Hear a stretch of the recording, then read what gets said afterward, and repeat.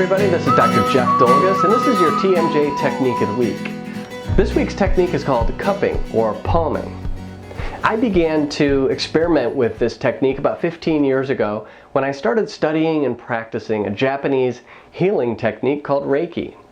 For those of you who aren't familiar, Reiki involves a lot of directing energy through the hands. So what I started to notice is that I began to become more sensitive and more able to feel heat energy emanating from the palms of my hands. So if I put my hands close together, if I put them together and then apart and began to move them in and out like this, I started to be able to sense that there was some form of energy, some form of radiation that was happening in between. Now I felt this as heat and sometimes tingling. But for your TMJ dysfunction purposes, we might be able to use this to our advantage.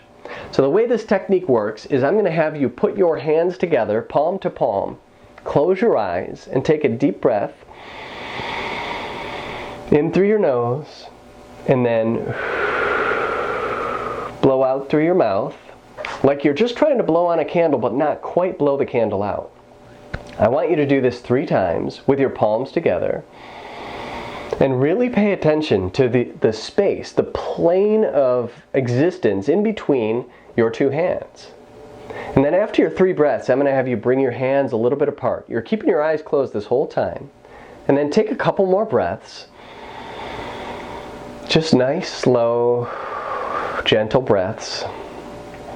And then with your eyes still closed, I'm going to have you put your hands over the sides of your face and your ears. And move your palms around until you find a spot where it feels soothing and comfortable.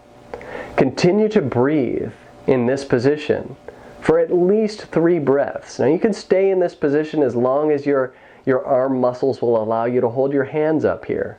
But at least 3 breaths to derive some benefit from absorbing some of that heat energy and some of that intention into your jaw muscles and into your jaw joints. Let that energy circulate through. Let it soften the muscles.